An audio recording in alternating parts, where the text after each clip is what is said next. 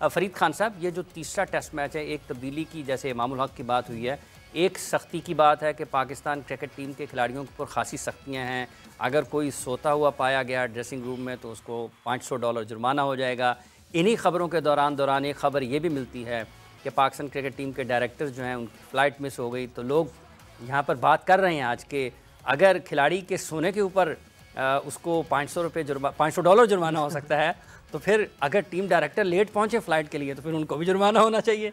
नहीं, डेफिनेटली मैंने सुबह वो माजिद भाई की न्यूज़ थी जो पढ़ी थी, उनमें बताया था उन्होंने कि फ़्लाइट मिस कर दी मोहम्मद हफीज़ ने।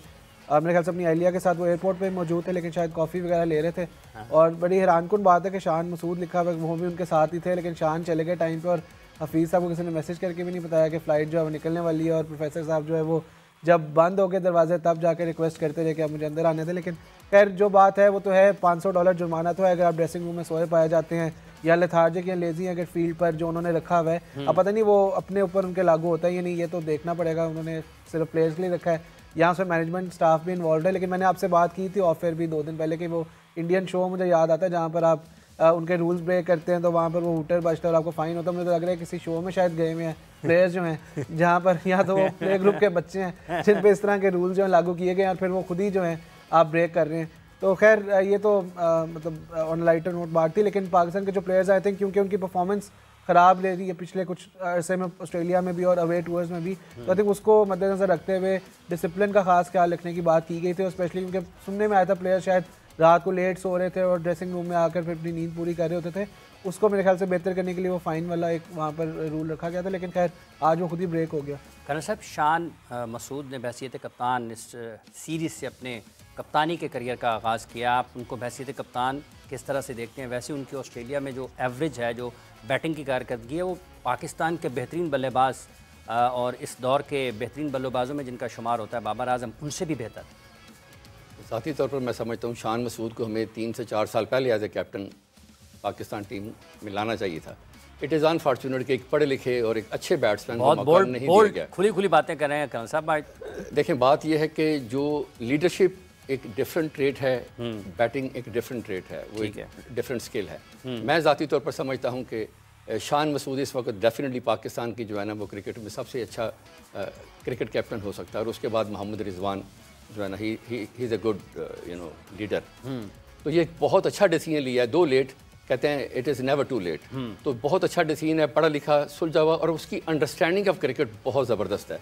आप देखें जिस तरह 2 टेस्ट मैचेस हुए, 2 हमने पाकिस्तान ने मैचेस वो हारे, लेकिन जिस तरीके से उसने कंडक्ट किया, जिस तरह वो बोला, I think that is very very commendable. ठीक है, तो ये बहुत ही अच्छा डिसीजन है शान मसूद का। और मैं समझता हूँ कि ऑस्ट्रेलिया में खेलने के लिए प्लेयर्स को डिफरेंट स्किल्स चाहिए, जो कि शान मसूद के पास डेफिनेटली है।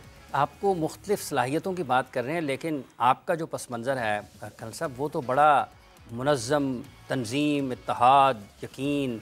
पाकिस्तान टीम भी आपको लगता है कि जो आपने ड्रेसिंग रूम में सोना नहीं है, आपको ऐसे ग्राउंड में ऐसे नज़र आना चाहिए, आपको $500 जुर्माना हो जाएगा, आप ऐसे इक़दाम से काबू कर सकते हैं प्लेयर्स को? मैं सपोर्ट करता हूँ मोहम्मद हफीज़ के इस डिसीजन को। अच्छा, देखें, बात यह है कि life is all about discipline. ये पूरी कायनात ही एक डिसिप्लिन है, अल्लाह ताला ने एक डिसिप्लिन पैदा किया और एज ए नेशन हम लैग करते हैं डिसिप्लिन को। मैं समझता हूँ कि आज शायद हमें ये चीज़ अच्छी नहीं लग रही, लेकिन जब एक प्लेयर ड्रेसिंग रूम में बेशक वो नहीं खेल रहा, लेकिन जब वो मैच देख रहा है तो बहुत सारे ऐसे डिसीजंस हैं जो मुख्तलिफ कैप्टन्स ले रहे होते हैं, बैटिंग साइड का भी और जो दूसरा बॉलिंग साइड है, तो आप बहुत सारा आपको लर्न करने का मौका मिलता है। तो मेरे ख्याल में सोने के लिए सारी ज़िंदगी पड़ी है। जब मैच स्टार्ट हो गया तो फिर तो मैच में आपकी 100% इन्वॉल्वमेंट होनी चाहिए और आपने लर्न करना है at each and every stage कि क्या हो रहा है इस गेम में। तो I think it's a very good decision that Hafeez has taken and honestly I appreciate that. आप उसके साथ हैं? मैं बिल्कुल मोहम्मद हफीज़ के साथ। $500 जुर्माना करने वाले फैसले के साथ हैं? देखें, बात यह है, बात जुर्माने की नहीं है। This is very symbolic. ये जुर्माना जो है ना, at the moment this is symbolic. जब ये चीज़ें ठीक हो जाएंगी तो फिर हमें ये जुर्मानों की ज़रूरत नहीं पड़ेगी। लेकिन इस वक्त मैं चूँकि खुद पाकिस्तान क्रिकेट बोर्ड के साथ मैंने काम किया है, तो ये ज़रूरी है, डिसिप्लिन बहुत ही ज़रूरी है। और इंशाल्लाह इन द लॉन्ग रन आप मेरे से एग्री करेंगे कि ये पाकिस्तान को पे करेगा इंशाल्लाह। ये पाकिस्तान को पे करेगा। जुनैद खान को फास्ट बॉलिंग कोच बने हैं फरीद, पाकिस्तान के अंडर 19 टीम के। मोहम्मद यूसुफ उसके हेड कोच हैं उस टीम के। आप इस इजाफे को कैसा देखते हैं, क्योंकि हाल ही में जो पाकिस्तान में डोमेस्टिक क्रिकेट हुई उसमें जिस टीम की वो क़यादत कोचिंग कर रहे थे उसमें उन्होंने कामयाबियाँ बहसीत कोच हासिल की हैं। ये आई थिंक अच्छा डिसीजन है और इस्लामाबाद की वो करते हैं, इनकी आप बात कर रहे हैं, और इस्लामाबाद रीजन को उन्होंने जो है वो फतेह याब भी किया था। और मेरे ख्याल से क्योंकि अब देखें जितने भी कोचेज़ लगे हुए हैं पाकिस्तान सेटअप में, अभी वो मॉडर्न डे क्रिकेट खेल चुके हैं या रिसेंटली रिटायर्ड क्रिकेटर्स हैं। मोहम्मद यूसुफ का आपने नाम लिया, चलो उनको अर्सा हो गया थोड़ा सा, लेकिन बाकी जैसे उमर गुल हैं या मोहम्मद हफीज़ खुद हैं team director, Wahab Riaz chief selector आए हैं, अब आपने जुनैद खान की जो बात की है, यासिर अरफात भी हाई परफॉर्मेंस कोच, इनका काफ़ी एक्सपीरियंस है, ECB में लेवल 4 वो कर चुके हैं। और जुनैद खान भी क्योंकि अभी अंडर 19 टीम का जो अभी आपको पता है कि वर्ल्ड कप आ रहा है, एक बड़ी असाइनमेंट, उसमें रेहान रियाज जो मेरे ख्याल से उनकी मसरूफियत इनकी वजह से वो नहीं पाकिस्तान टीम के साथ अब जा रहे, तो ये अच्छा स्टेप है क्योंकि अभी कोचिंग भी करके आए हैं इस्लामाबाद की। I think grass root cricket से वाकिफ़ भी हैं जुनैद, खुद भी जो हैं वो काफ़ी क्योंकि क्रिकेट खेल चुके हुए हैं, बाहर भी जाके खेले, इधर भी खेले हैं। और मोहम्मद यूसुफ ऑलरेडी क्योंकि उनके साथ है टीम के, आई थिंक एक फिगर ऐसा जो पाकिस्तान क्रिकेट को रिप्रेजेंट कर चुका है और रिसेंटली रिटायर्ड भी, जिसको मॉडर्न डे क्रिकेट डिमांड्स का भी पता है, और साथ साथ आपको पता है कि जो प्लेयर्स खेल रहे हैं इर्द गिर्द उनको भी वो पहले मॉनिटर कर चुका है कहीं ना कहीं किसी स्टेज पे, उसके अंडर भी यकीनी तौर पे कुछ प्लेयर्स खेले होंगे जो स्क्वाड में शामिल हैं। तो अच्छा डिसीजन आई थिंक, और हार्टनिंग है कि जो पाकिस्तान के क्रिकेटर्स जिन्होंने पाकिस्तान को लंबा सर्व किया है उनको उनके रिटायरमेंट के बाद कहीं ना कहीं रिवॉर्ड किया जा रहा है। ठीक है कर्नल साहब, ये जो पाकिस्तान टीम की ऑस्ट्रेलिया में कारकर्दगी है और तब्दीलियाँ पाकिस्तान के कोचिंग स्टाफ में भी आई हैं, एक बड़ी बहस ये रहती है कि पाकिस्तान गैर मुल्की कोचेज़ की तरफ जाए या फिर अपने लोगों को लगाए। फ़िज़िकल फ़िटनेस के बड़े मसाइल हैं, जब से 2-3 साल से पाकिस्तान के मकामी कोचेज़ के साथ हम काम कर रहे हैं उस वक्त से ये मसला ज़्यादा नज़र आ रहा है, जबकि जब गैर मुल्की कोचेज़ होते हैं तो ये फ़िज़िकल फ़िटनेस वाला मामला नज़र नहीं आता है। तो आपको लगता है कि हमें अपने लोगों के साथ ही आगे बढ़ने की ज़रूरत है या फिर हम कहीं ना कहीं समझौता कर जाते हैं, हालांकि जो फिज़िकल फ़िटनेस के लिए लोग हैं वो गैर मुल्की हैं? देखिए, मैं हमेशा फ़ॉरेन कोचेज़ के जो है ना मैं हक़ में हूँ। मैंने इंग्लैंड में बहुत सारा काम किया और मैंने देखा कि वहाँ पे जो सबसे बड़ी बात है फ़ॉरेन कोचेज़ की, दे बिलीव इन मेरिट।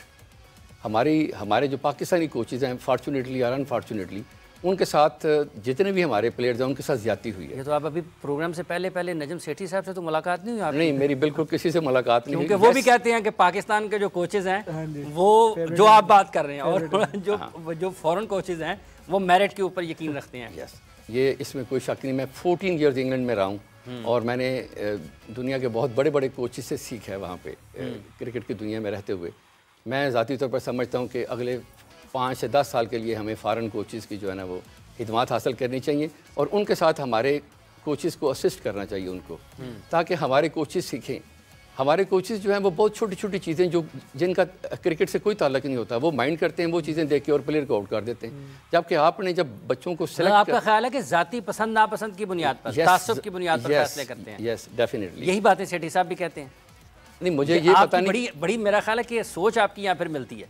हाँ, that is very much possible कि मैं और नजम सेठी साहब की सोच मिलती हो, लेकिन मैं ज़ाती तौर पर समझता हूँ कि हमें 5 to 10 ईयर्स के लिए फ़ॉरेन कोचेज़ के साथ ही चलना चाहिए और हमारे जो कोचेज़ हैं उनको लोअर लेवल पे लगा के तो उनको जो है ना मौका देना चाहिए ताकि अपने आप को वो डेवलप करें और इम्प्रूव करें।